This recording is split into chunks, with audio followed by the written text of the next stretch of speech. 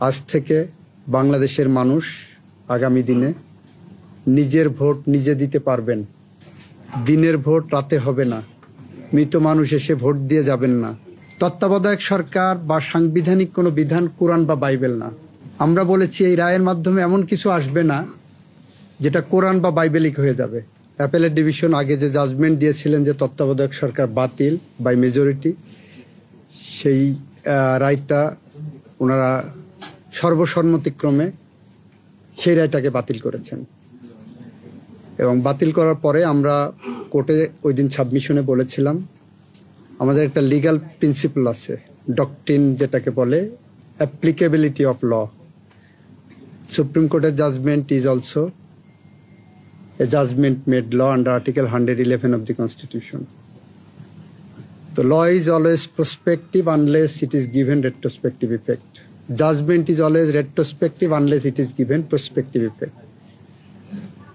তো ওনারা এটাকে প্রসপেক্টিভ ইফেক্ট দিয়েছেন, অর্থাৎ আগামী সংসদ ডিজলভ হওয়ার পরের থেকে এই রায় কার্যকর হবে। ফলে তত্ত্বাবধায়ক সরকার ব্যবস্থা পুনর্বহাল হলো। তত্ত্বাবধায়ক সরকার ব্যবস্থা সংবিধানে 1996 সালের ত্রয়োদশ সংশোধনীর মাধ্যমে আনা হয়েছিল। সেইটাকে সংবিধানের সাথে সাংঘর্ষিক না বলে এটাকে সাংবিধানিক হিসাবেই ঘোষিত হলো। তত্ত্বাবধায়ক ব্যবস্থা বাংলাদেশের গণতন্ত্রের জন্য একটি সহায়ক ব্যবস্থা হিসেবেই হয়তো ফুল জাজমেন্টে আসবে, কারণ কনক্লুশন যেটা আসছে এই লাইনে সাবমিশনের বেসিসে। আজ থেকে বাংলাদেশের মানুষ আগামী দিনে নিজের ভোট নিজে দিতে পারবেন। দিনের ভোট রাতে হবে না। মৃত মানুষ এসে ভোট দিয়ে যাবেন না। পঞ্চদশ সংশোধনী রায়ের মাধ্যমে তত্ত্বাবধায়ক সরকার বাতিল করেছিলেন। এটা হলো পঞ্চদশ সংশোধনীর ইস্যু। এটা হাইকোর্ট এটাকে অসাংবিধানিক বলেছে অন দ্য গ্রাউন্ড যে এটাই আনা হয়েছিল, এই সংশোধনীটা আনা হয়েছিল অসৎ উদ্দেশ্যে, ম্যালাফাইডনেস। আমাদের একটা আপনারা জানেন যে ম্যালাফাইডনেস ভিসিয়েটস এভরিথিং। ওই রায়টা হাইকোর্ট যেটা দিয়েছেন সেই পার্টটা অ্যাপেলেট ডিভিশনে চ্যালেঞ্জ হয়নি, নাম্বার ওয়ান। নাম্বার টু, যদি চ্যালেঞ্জ হয়ও অ্যাপেলেট ডিভিশন বিবেচনা করতে গেলে এই রায়টাকে সবসময় সুপারসিড করবে। This is a review judgment, রিভিউয়ের লিভ গ্রান্ট করে আপিল হয়েছে। This judgment will supersede any other findings. ওইটা অন্য গ্রাউন্ডে পঞ্চদশ সংশোধনীর ওই অ্যামেন্ডমেন্টটাকে হাইকোর্ট ডিভিশন বাতিল করেছেন, ওইটা কিন্তু চ্যালেঞ্জ হয়নি। চ্যালেঞ্জ হয়েছে যেগুলো বাতিল চেয়েছিলেন কিন্তু হয়নি সেই পয়েন্টগুলোতে, নট অন 15th অ্যামেন্ডমেন্ট। এটা রেস্টোর্ড হয়েছে।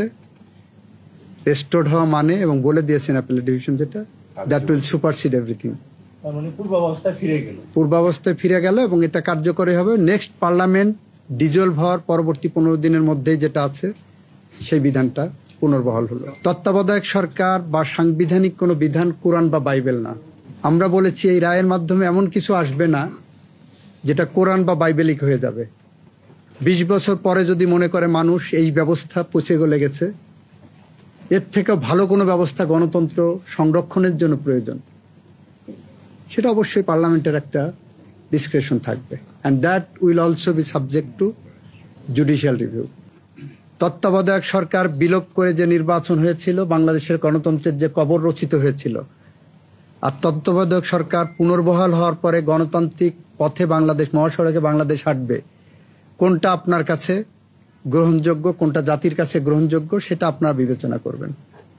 কোন রায়টা রাজনৈতিক পক্ষপাত দুষ্ট আর কোন রায়টা আইনি ব্যাখ্যায় বাংলাদেশের মানুষের স্বার্থ রক্ষা করবে, গণতন্ত্র রক্ষা করবে, মানুষের ভোটাধিকার রক্ষা করবে, আইনের শাসন রক্ষা করবে, সাংবিধানিক প্রতিষ্ঠানগুলোকে পুনর্বহাল করবে, সেটা আপনারা বিবেচনা করবেন, জাতি বিবেচনা করবে।